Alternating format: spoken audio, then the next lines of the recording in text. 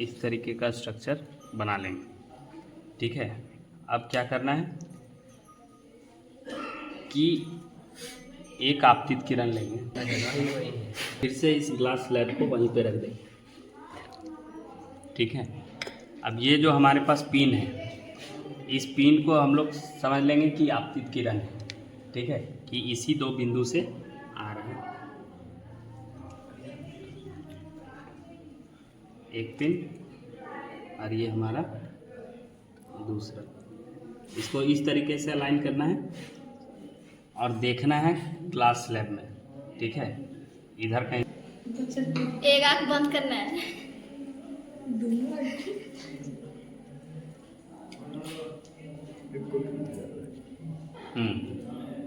गाड़ उसको, बस बस, चल उसी के सीध में लगाना, वो तीनों पॉइंट के सीध में लगाना।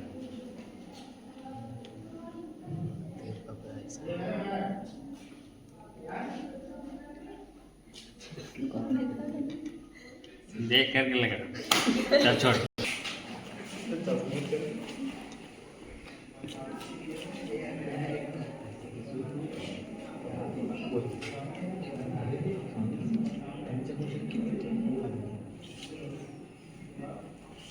पहला पिन किसका था?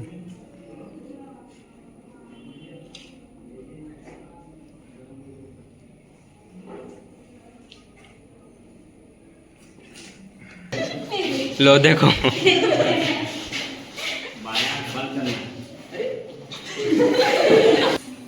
मिलाएंगे।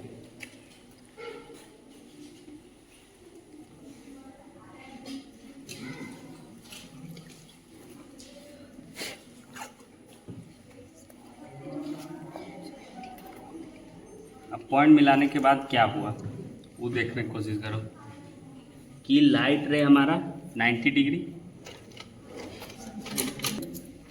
अभिलंब डालेंगे इस पॉइंट पे,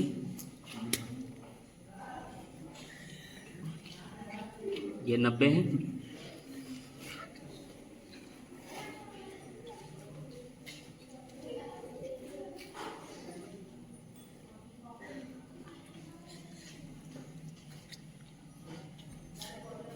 ये हमारा अभिलंब हो गया।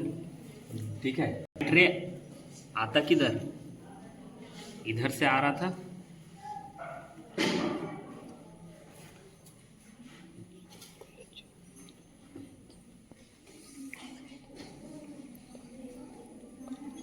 तो इधर जाना चाहिए था, इस सीध में जाना चाहिए था, लेकिन देखो किधर आ गया।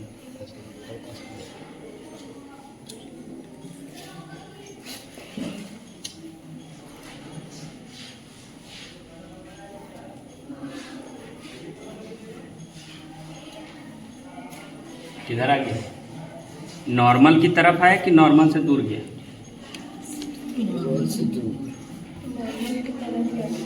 ये नॉर्मल है ना रे, ये नॉर्मल रे है, यही ना 90 डिग्री है जो इस प्लेन पे खींचे थे।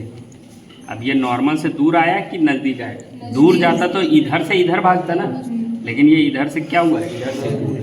ठीक है, तो यानी कि ये था हमारा एयर वाला मीडियम, और ये ग्लास वाला जो मीडियम था वो हमारा कैसा था, डेंसर मीडियम। ठीक है, और वो किधर आया, नॉर्मल की तरफ आया। ठीक है, अब इन रे का नाम क्या है, इन रे का नाम क्या है? तो पहला रे आ रहा था तो इंसिडेंट रे। ठीक है, दूसरा ये तो नॉर्मल हो गया, ये एयर हो गया, ये ग्लास हो गया। एयर है तो कौन सा माध्यम होगा,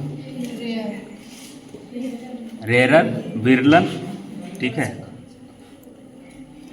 रेरर मीडियम, हिंदी में इसको क्या कहते हैं, विरलन। ये ग्लास था तो इससे सघन था।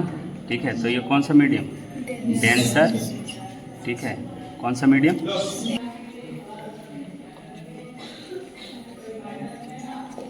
इसको कहेंगे इमर्जेंट रे, इमर्जेंट। अरे इसका हिंदी खोज लेना।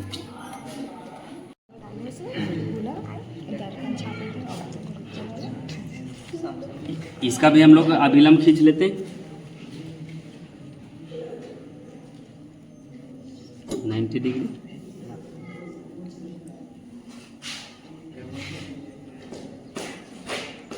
दिखाई देता है।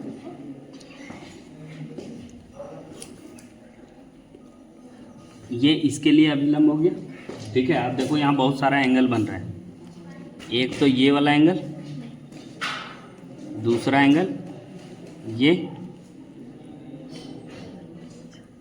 एक एंगल और ये एक एंगल।